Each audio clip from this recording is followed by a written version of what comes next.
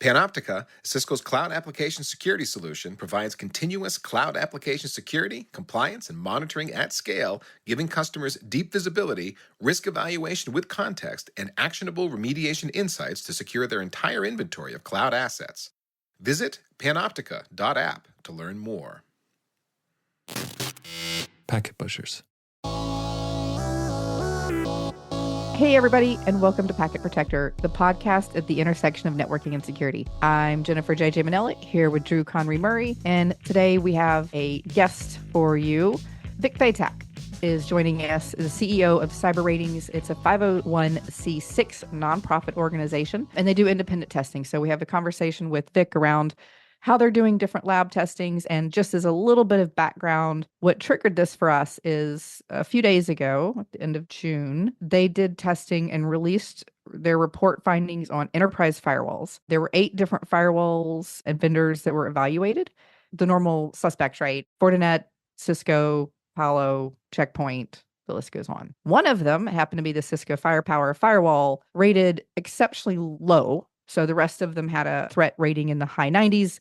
This came out at like 30 something with a little bit of a caution or warning. And that's pretty unusual in the security testing space. So it's much more common for us to see one product that's been very well tuned for whatever test it's about to get.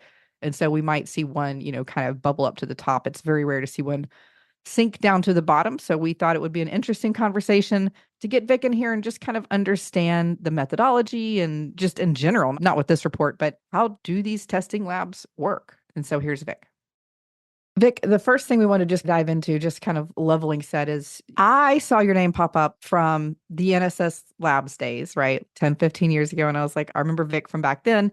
I think a lot of us are familiar with NSS Labs and the testing and methodologies that were present throughout, those 10 or 15 years or so. But kind of just level setting about what is the role of testing and test labs in this process of vendor and product evaluations? Like, what are you doing? Why are you doing it? And how does that work for the industry? Cybersecurity is a market for lemons, meaning that there's an asymmetry between what the buyer knows and the seller knows. So the product manufacturer, generally speaking, knows what their products do or don't do, at least you hope they do. But it's not in their interest to disclose the negative stuff because they're trying to sell something. And it's not malicious. Right? It's simply something's better than nothing. It tends to be the rationale. And look, I've got this thing that can stop this attack. Let me tell you about it. Right? Or these types of attacks where you can do these things. Let me tell you about it. And as human beings on the receiving end, we tend to fill in a lot of blanks and with assumptions about what these technologies do. And what ends up happening is then you end up in a situation from a customer perspective where you can have a really scary false sense of security that you think you've got one thing, but you really got something else. And it's not because, again, there's been any malicious intent or anything like that. Further, there's large companies, as markets mature, you have these large company dynamics with different departments and the way decisions get made. And anybody who works at a big company will know what I mean when I say it's not always the most rational decision. Right? Yeah. Some of them are just plain bat bleeping crazy, in my opinion. Yes. Yes. And so years ago, I had an intrusion prevention product that was really good, and I could sell it when I'll call it hand-to-hand combat. So I had customers like Goldman Sachs and VMware because they had the people that were sophisticated enough to test it. This is early 2000s. I got my butt kicked by Tipping Point at the time, by ISS, and then Snort. And it was largely because they had the marketing departments. Now, again, they had decent technologies. I don't mean that they didn't. But coming out of that experience, I kind of learned that there was an education piece that was needed for customers, and there was no way for them to achieve it in scale. And so that's where NSS came from, right? It was the idea that we needed to have sort of this counterbalance. And so a good testing lab is working for the customers, or working for the enterprises, governments, small businesses, although it tends to be governments and large enterprises because they're the ones who care and have money to pay for these tests. Yep. The whole objective is actually to look at it from a threat actor perspective, at least my view of it. It's not about me caring about, is a proxy better than a stateful inspection, or honestly, I have opinions, but that's not anywhere near. If we've designed a test that it matters, we've done a poor job designing the test. The goal was to take an attacker view and say, I have a target. Here's what I'm trying to do. Can you stop it? Show me the data. Here's what's really going to happen when you put this thing in your enterprise. Exactly. What problem is it going to solve for you? It's almost like the safe ratings or fire safes. Like, how long can that withstand? How sophisticated does the attacker have to be to get past it? Nothing else really matters. Exactly. And of course, these technologies end up being lumped into like firewall or intrusion prevention or SASE or zero trust network access or whatever it is, SD-WAN, wireless, mostly because if you don't have a category, then you don't get a budget to buy it, right? Yep. And so there tend to be these arbitrary lines that are drawn. But Vic, if you don't have a product category, then the analyst can't charge you to be in their quadrants. Exactly. Like you see these new categories pop up and you're like, what the crap is this thing? And it's like, oh, SSE, it's SASE without the traffic routing piece. Right. I mean, Zscaler was leading the market, right? They were the first SASE, but they didn't have an SD-WAN. They were partnering with everybody else. And Gartner was going around saying, well, at that point, they were saying, well, SASE includes the routing, right? And so I think that was a way for them to sort of back themselves out of that. Now they're talking about pure play SASE and heterogeneous SASE and there's just not lines between these solution sets. They're all squiggly and gray, weird, overlapping, mushy things. Yeah. You mentioned something early, and I want to just poke at that a little bit. You said cybersecurity is a market for lemons. What did you mean by that? Well, so, I mean, back in the 70s, we had lemon laws, right? I'm old enough to remember that. And the whole idea with the lemon law was that it was a car dealer was going to sell you a used car. And they knew if that car was going to drive 50 feet off the lot and then break down or not. Mm-hmm. You didn't. And so the idea with the lemon law was that you had the right to bring in your own mechanic. And if it ended up dying within a certain amount of time or needed to be repaired more than 2 times in the first 3 months, it was officially declared a lemon. And you could get your money back from whether it was the used car manufacturer or from Ford if it was a new car, like the Ford Pinto, I think, kept on catching on fire or something like that, right? But in general, the whole idea of lemon laws come from the original idea was that if you're in Florida and there's a freeze, on the outside, the lemon looks perfectly fine. It's only after you buy it and cut it open that you see that it's rotten. Yeah, and it's interesting that there are lemon laws to protect us consumers for things like automobiles, but there isn't really in the IT space. You can get a lemon and you are stuck with it. Right. The idea then of this lab testing is to help not fully balance, but somewhat balance the asymmetry in the information between the seller and the buyer. Exactly. And one of the things that we found happens over the years, like I started testing intrusion prevention. Again, JJ knows this back in 2009, 2010, when it was more intrusion prevention. What we found is the first year, the high watermark was like 70% block rate. I think that was SourceFire at the time. But the average was mid-30s. Once that had been exposed, and companies went, what do you mean I'm buying this thing and it only blocks 30% or 35%? Suddenly, money that had gone into marketing was being shifted over to engineering to make these things more competitive, right? And over the years, the block rates, it took 5 or 6 years, but they ended up in the high 90s, sort of as an average. And it was literally because engineering resources were given money because there was a rational reason for it. Otherwise, if you're a VC, right, you get your minimum viable product and then you throw your money into the marketing to get people to buy it, right? Again, it's something's better than nothing, right? Well, now, if everybody's doing that and nobody's competing on how good is the product, then the products don't actually get any better, right? Which is where like a true independent lab and third-party testing and things like that come into play, is it provides that incentive. And this is, again, going back more than a decade. I had one, I don't know what his exact title was. He was the guy who led the threat protection at a major company you'd recognize the name of, and they were doing horribly. And I was like, dude, this is going to get you fired. He's like, I know, I don't care, publish it, because they need to know, because they took all my budget, they took all the team away, and like what was supposed to be a team of 30 people is 4, and they need to see the consequences. And if I'll get a job somewhere else, which is the other thing. I mean, in general, the pretty people that are behind the scenes, if you're in security, most of the people are true believers. They're not really schmucks, right? Now, don't get me wrong. There's schmucks, and you know, Jen, there's plenty of them. Yeah.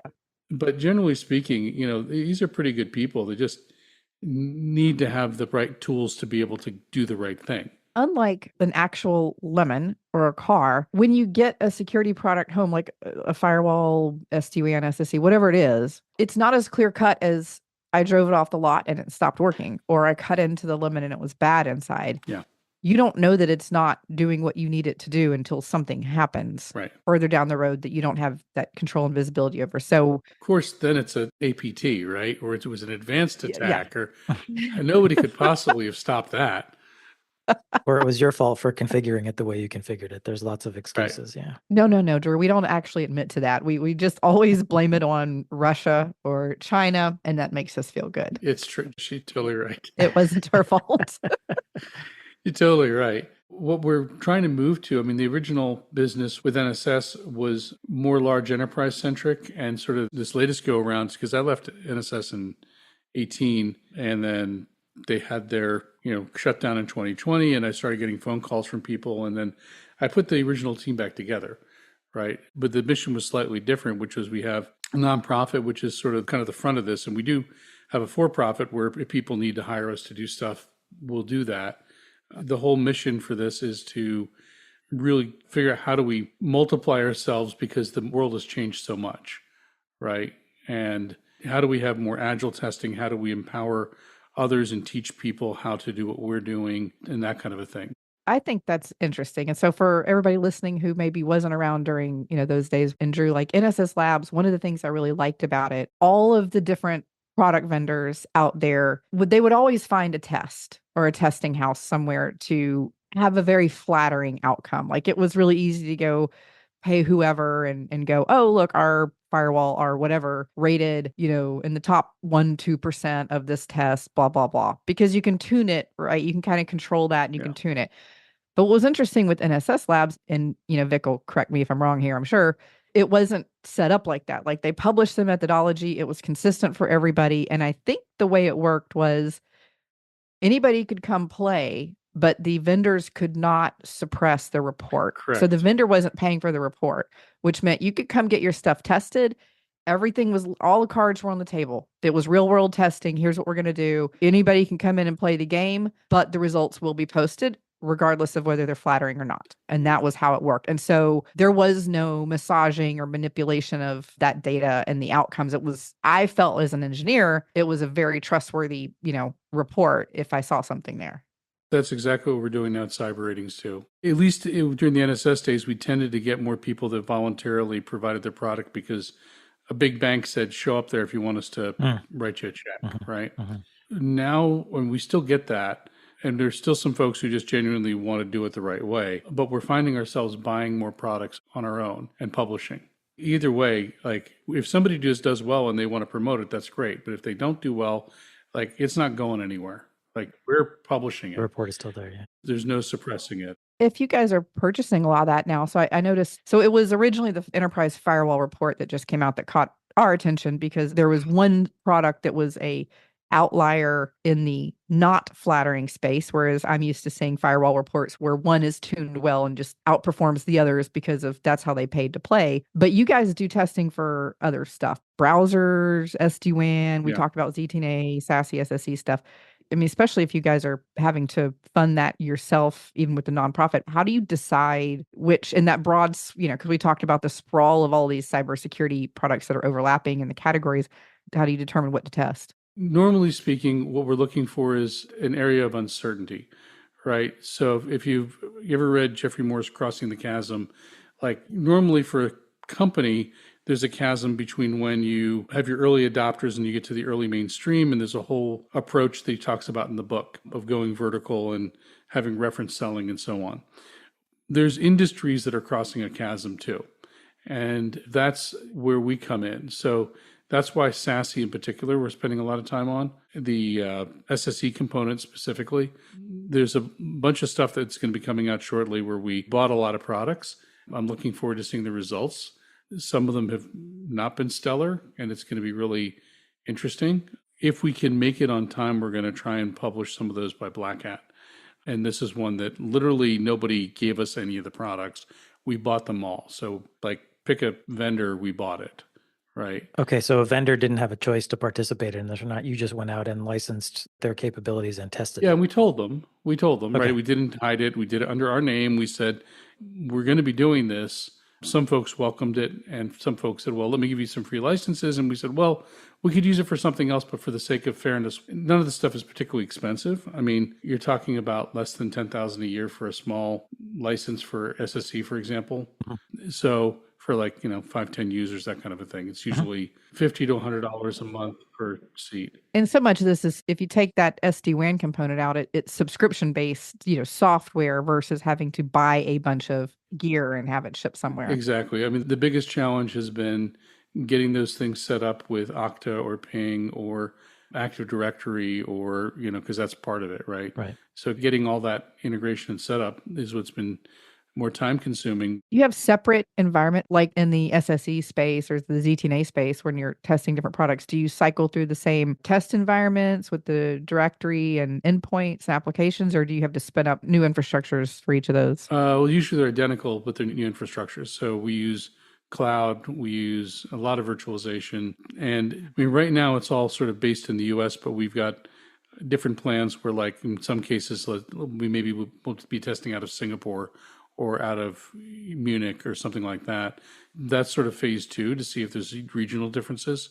For now, it's just basically domestic US, the Amazon, East Coast, and Ohio, and I think Chicago or something tend to be the ones we use the most.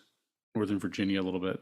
So how do you decide who to include, particularly as we mentioned, sort of the elasticity of these categories? Like I can think of, at least one vendor that says, yeah, we have an SSE or a SASE, and it's like, well, what you really have is cloud firewall and cloud secure web gateway, and that's it. While others will have 6 other capabilities built in there. How do you decide who to include in say, an SSE test? How do you set that criteria?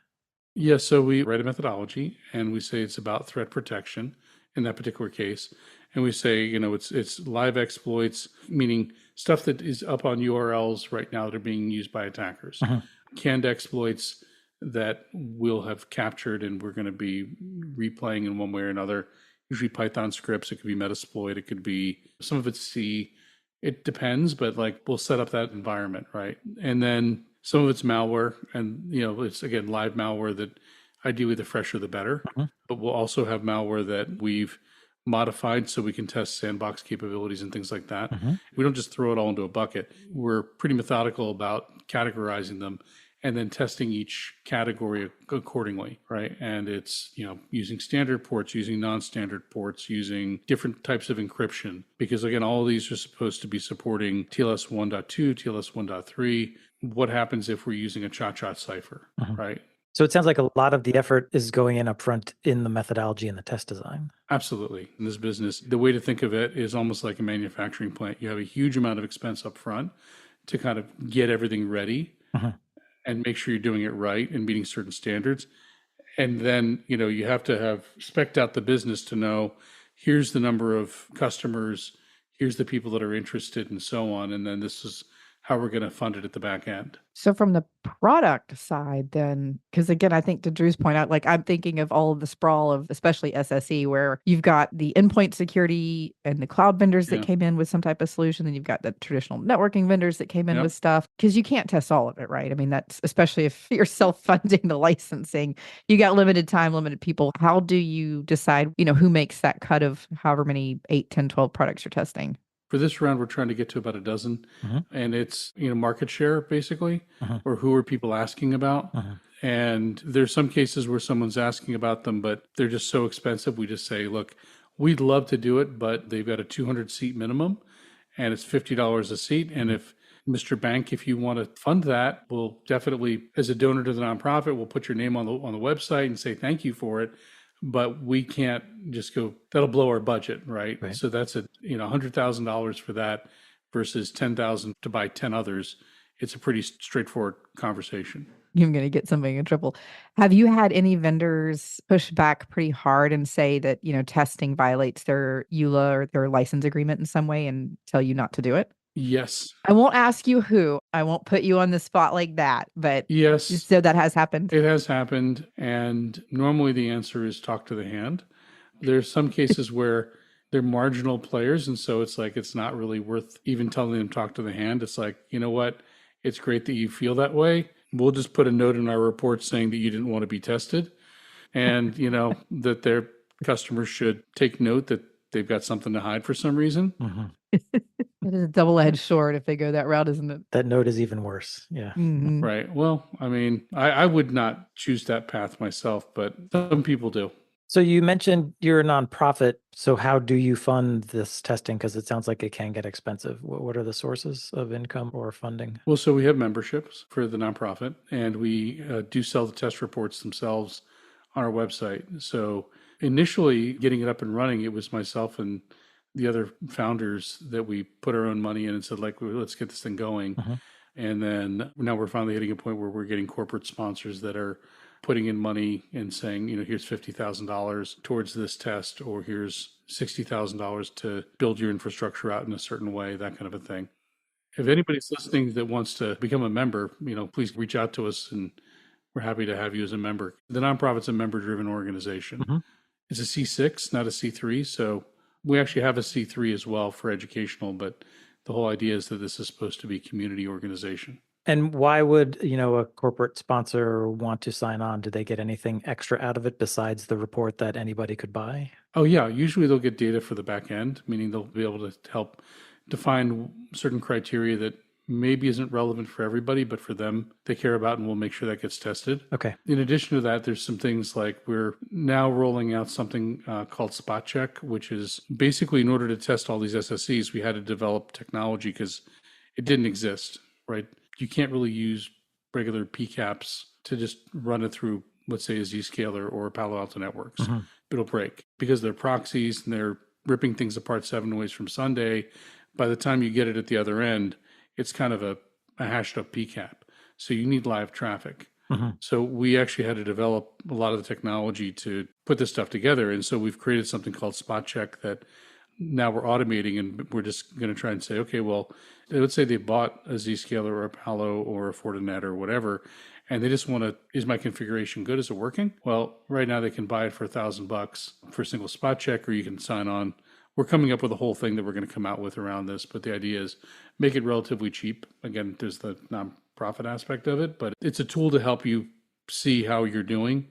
And, okay, you make a change. What was the impact? Was there any impact? Is the vendor living up to the SLA that they are promising you? That kind of a thing. So our goal is to monetize the technology that we had to create to do the testing and use that to fund further testing. Okay. So it's almost like rent a lab. Like I, for whatever reason, don't want to do this myself. Yeah, exactly. That's a really good way of putting it. And in fact, for some of the stuff, we're literally talking about putting a UI on it, and we've got all this $1 million of expensive gear that Keysight has donated to us generously. Keysight used to be Ixia. Before that, it was Breaking Point and all that. Those guys have been fantastic. But the idea would be that we'll stand up some kind of a web interface and say, if you want to use this and test some stuff out, go for it. This may be a really efficient way for you to get some answers to some questions, especially if we already have the products in our lab. Just configure them the way you want to and have at it.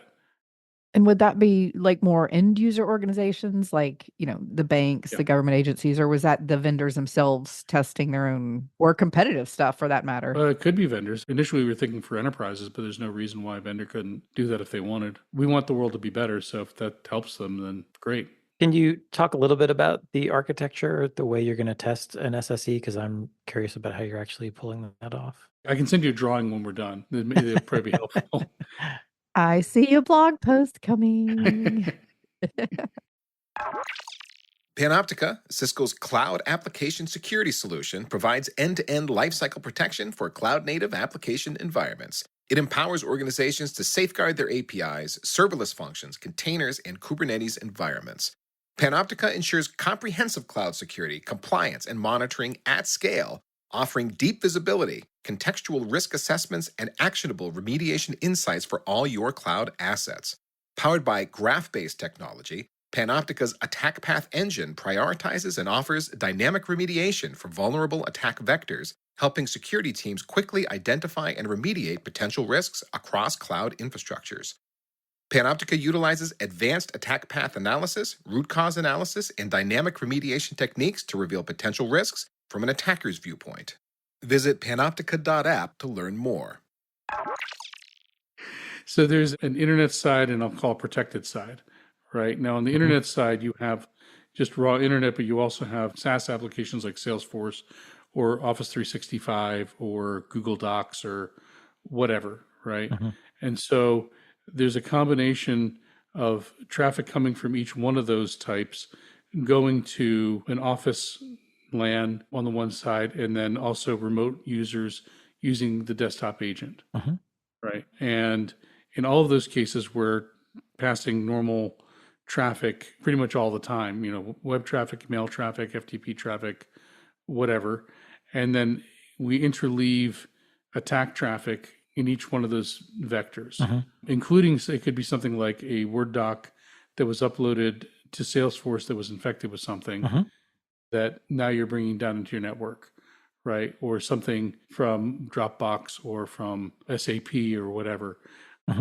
And there's also, when we talk about video and voice, there's measurement of MOS scores. And is there kind of this ability to bypass, when you're doing that kind of video, after you do initial setup and checks for security, can you fast path that traffic so that you're not having a negative user experience for the customer, right? So all that is sort of baked into this infrastructure. So we test performance, we're testing security, we're testing access control, and then there's things like, can you have hidden networks that are only accessible through the SSE, which is more of a zero trust kind of a thing, and so on. But I'm happy to share with you a diagram. And then obviously you've got mechanisms on the back end to catch all of that traffic to find out what got through, what didn't, and then make your measurements. Right. And that's where live really comes into play. Keysight has been working with us to make sure that their traffic is passing through the SASE products, like legitimate traffic for performance testing. And that's one of the ways we can run background stuff, right? HTTP, HTTPS, and so on. The attack traffic is our stuff, especially the evasions. We've got an evasion harness that I think, without getting too braggy, I don't know anybody that has anywhere even close, except for, I'm sure, like Russia and China. Well, I'm sure we do too. We're up to, I think, 14,000 evasions or something like that with different protocols. Is that sourced from researchers? Because, that's a large volume of evasion tactics. Yeah, we've got a tool that we don't have a name for it yet. We're just calling it Evader, which is a terrible name. We need to come up with something.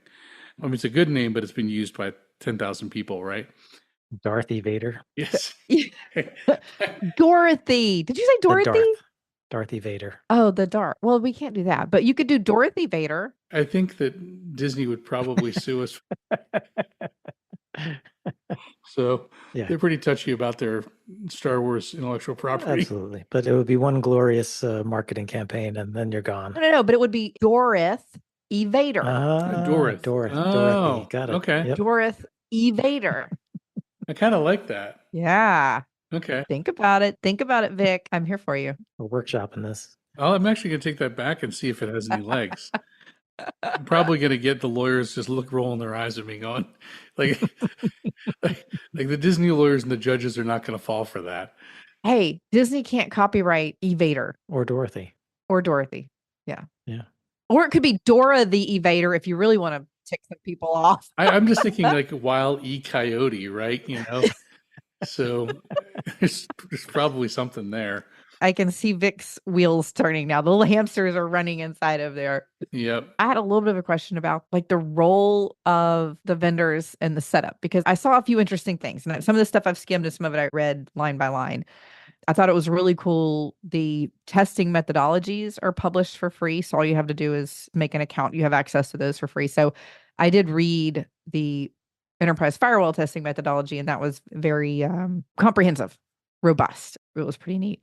But I saw a few things that I thought was interesting. And then in the sort of comparative summary document. So obviously we've talked about in a lot of tests, whether it's with an analyst organization or a testing lab, it's really easy and common for a vendor to come in, send their ninja team to configure everything to be perfectly perfect specifically for the test that's going to be run, which is probably a configuration that's not reasonable for normal use in an organization. But I saw something that said CISA, secure by design, blah, blah, blah. Right. Therefore, the cyberratings.org tests every product with the vendor predefined recommended or default policies and configuration. In particular, it is a requirement of this test that the firewall submitted should have all options for evasion defenses enabled by default in the shipped product. Yeah.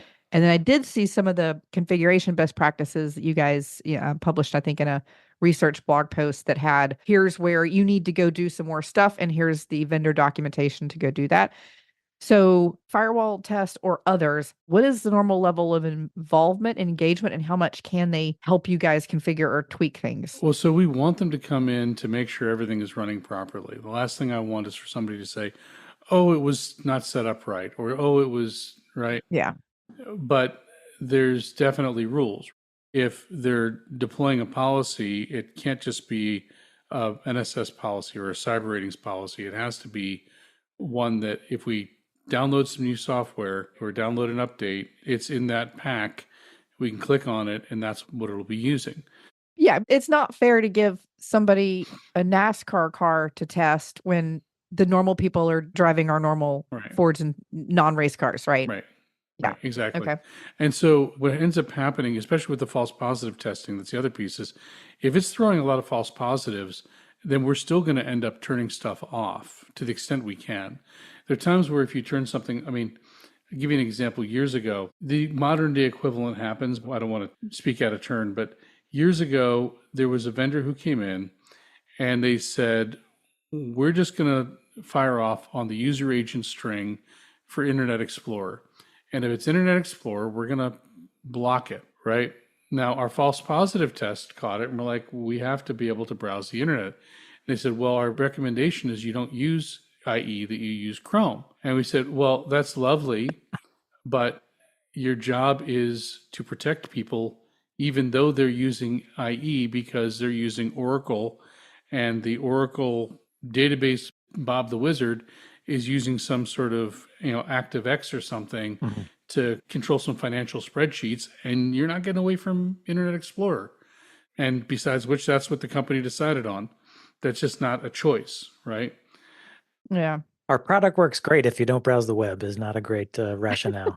Well, right. And so then it was like, there was a lot of complaints. We're like, well, of course, we turned off that one thing, and all of a sudden the block rate went from like almost 100% down to like 70%. And they were not particularly happy with us, but it was like, there's no customer that I can think of that is actually going to turn off IE. And they said, well, it's in our strict policy.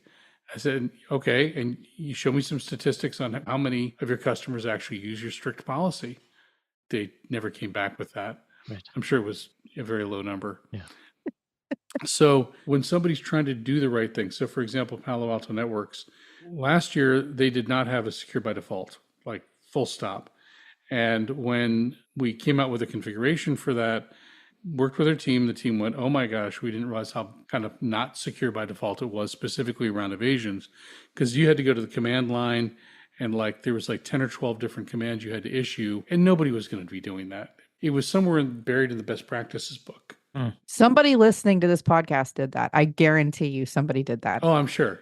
There's at least one lone firewall engineer out there that took the time. So we see you, whoever you are. I feel you, man. So now they've been putting that stuff, they've been working to put the stuff into the product. But they're a big company and it takes time. So, we've noted the progress. They still have some cases where you need to do some things at the command line. But instead of completely saying no and just completely tanking them, so like, look, you're trying to do the right thing. You've given us a timeline. This is all above board. You're telling your customers publicly. We're telling your customers publicly, like, you need to do this. So we don't want to be the guys that punish someone for doing the right thing, right? So as long as there's transparency, so the secure by default thing is something still aspirational, although we're getting closer to it. But either way, we're testing using whatever the default configurations are, or predefined policies that have been shipped to everybody on the planet. Right. Yeah, that makes sense. So how do you recommend readers kind of evaluate or assess the results, the reports that you generate? Because you're clearly making a great effort to test these in as close to real world conditions as you get, but a lab environment still isn't the same as someone's production environment. So when the report is done, how do you recommend folks look at it and sort of assess it for their own needs? What's the starting point? That's the first thing. Realize that you're never going to get a better result than the vendor got with us, because again, they're bringing their ninjas, right? So that's one of the ways of thinking about it. The second thing is that we're coming out with materials to help you be able to do this yourself as well. It's just, we're still only a couple years into this, right? So we're just getting going. Look over the next few months, we're going to be publishing a lot of materials on how you can do on your own pieces of what we're doing. So we're trying to create it in more of an agile framework, and we're going to try and put it up on GitHub as well as tutorials like on our website. The idea is that we want people to be able to do a lot of the stuff themselves. So I don't want to get too far ahead of myself with all the details, but we've already developed a fair amount of training materials. And then I think we're going to be doing some video kind of accompanying that. I don't know whether it's going to be YouTube or what format, but the idea being, okay, you saw this. If you're wondering about this test, here's where we got our stuff from. You can go to the same places, or we're going to try and package it up ahead of time for you.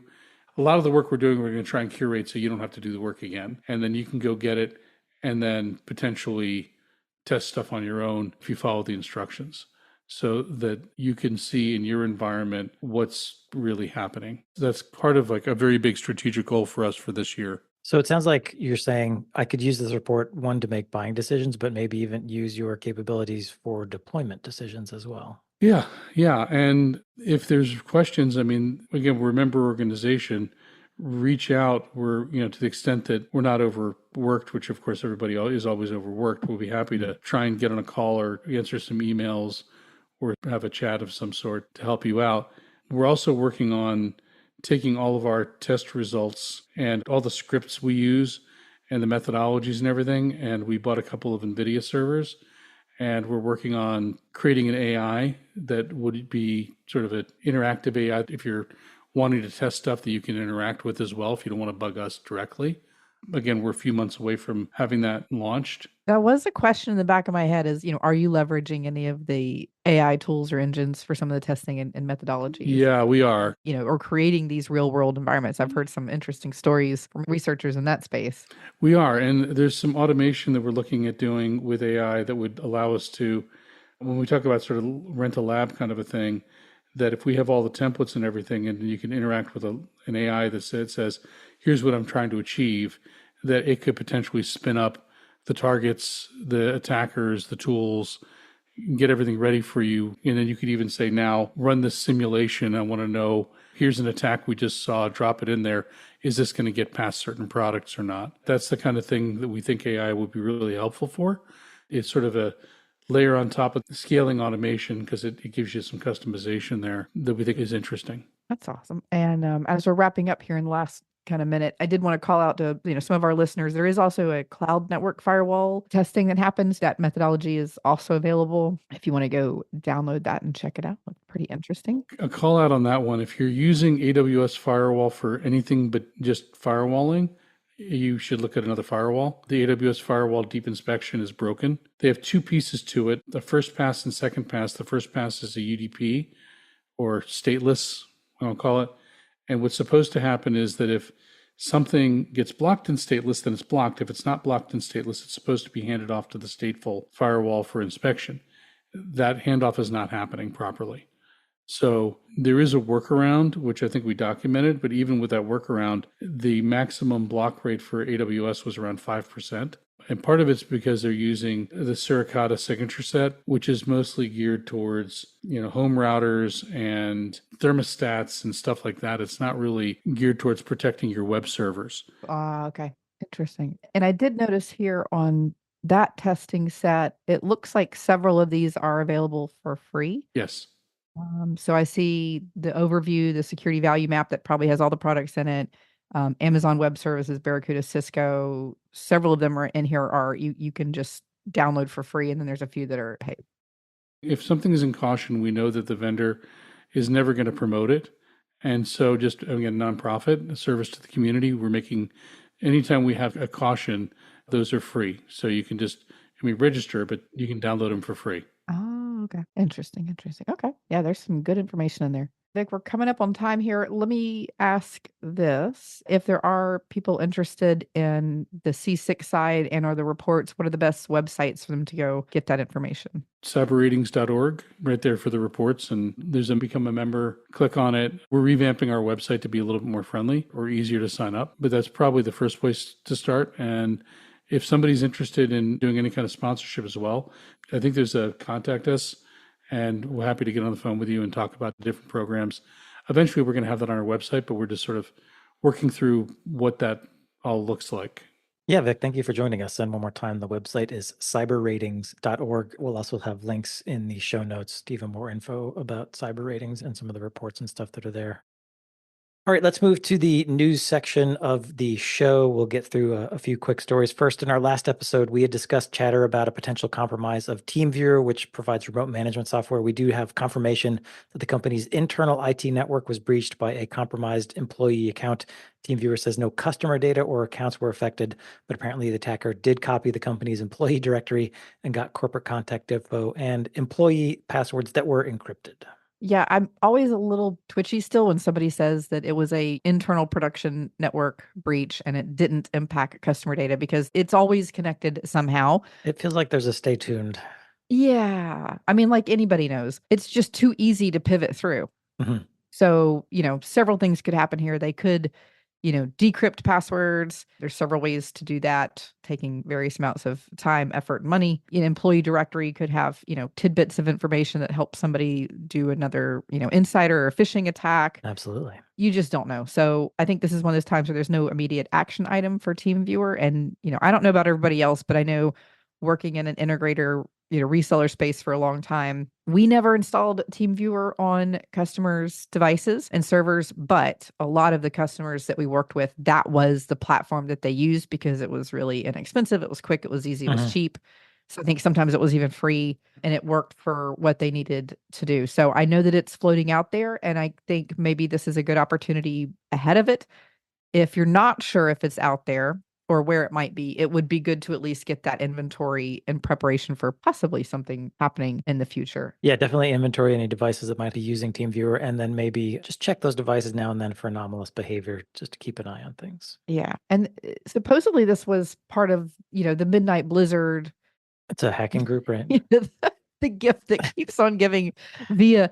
I'm thinking it seems like if you start to kind of connect the dots, it sounds like this is connected through Microsoft still, since they did do their incident response with Microsoft at the same time that Microsoft announced they're continuing to have customers impacted by Midnight Blizzard, which, is an APT. That's one of the Russian groups. There's basically, it's now just kind of a statement as opposed to a theory that Midnight Blizzard is using tech companies to launch various supply chain attacks that's going to get them access ultimately to target systems that might be, 2 or 3, maybe even 4 hops away from wherever that supply chain attack is happening. And they are looking for information to serve Kremlin in this whole Ukraine conflict. All right. So moving on, a vulnerability in OpenSSH could allow for remote code execution with root privileges on some Linux systems. OpenSSH has released a patch. A security firm Quala says it identified 14 million potentially vulnerable server instances. We use OpenSSH everywhere for everything. And this report, that they came out with so far is specific to Linux. But what I've seen from the Qualys side written up is that they do believe this is also, if it's not the same CVE, it will be a similar vulnerability in other platforms like Windows and Mac OS. This vulnerability is kind of a regression from a former vulnerability. So do look in the notes, because back in 2006, there was a vulnerability that was patched. It got sort of undone in 2020. And so that's why you'll see that there's OpenSSH versions earlier than like 4.4 are vulnerable. And then there's like 4.4.1 up through 8.5 that's not, because it was patched. And then 8.5 is when it got unpatched. And then the one that they have created now, I think, is 9.8, which does have the current patch. So it's a little bit bouncy around there, but definitely check your versions because it's not quite as clear cut as some of the others. And our last news story for the day, in early June, Google announced security vulnerabilities for its Pixel phone that some were rated as critical, and one vulnerability may be under targeted exploitation. Forbes is reporting that the U.S. federal government has ordered federal employees with Pixel phones to update before July 4th, 2024, or stop using them. Just to let you know, this episode is being recorded before the 4th, but will drop afterwards, so apologize if our warning gets to you too late. This one's confusing to me, Drew, and everybody. There are tons of CVEs on the Android, and I am an Android gal. Yeah, me too. So you're an Android girl too, Drew? I'm an Android girl. Yep, I'm not afraid to admit it. I'm an Android girl living in an Android world. Da, da, da, da. Oh, we could totally turn this into a CVE song. Anyway, we get CVEs all the time for Android. Yes. So this one specifically that we're talking about is 2024 32896. 32896. Anybody got bingo? And it comes on the heels of a couple of others that are numbered in the twos, so 20,000 something. But what's interesting to me is that Graphene OS, which is a company who has an OS that's built on the Android platform, has done a little bit of research into this. So supposedly this is not Pixel specific. This is an Android vulnerability that happens to be that Google has called it out and has already pushed a patch or is in the process of pushing a patch for it. I'm a little bit confused about the whole US federal government telling its users to stop using specifically the Pixel if it's not patched by July 4th. And as many of you guys know, in the Android ecosystem, we don't always have control over when something gets patched. Google directly with the Pixel is going to be a little faster, but when you're on Android and you have, a non-Google phone floating on, Verizon or whoever, you are at the mercy of whenever they want to update. So I think this is interesting. And the fact that they are not disclosing details about the CVE other than it is being exploited. So again, if you kind of connect the dots with this, what I think is happening is somebody has figured out that certain federal users with these phones have been targeted. It is being exploited. They are being attacked. So there's a patch, at least for the Pixel, hopefully for the rest of Android. And that's where we are with things. So it is a known exploited vulnerability, not just something that's theoretical. All right. Happy 4th. Happy 4th or 9th or whatever day today is that you're listening. And we also love to hear from you. If you've got comments, corrections, or clarifications, you can contact us at packetpushers.net/FU. The FU is for follow-up. You can also find JJ and I in the Packet Pushers Slack, along with thousands of other IT networking and security professionals who are sharing tips, swapping advice, and posting some pretty good memes. That's all at packetpushers.net/community. And as always, thanks for listening.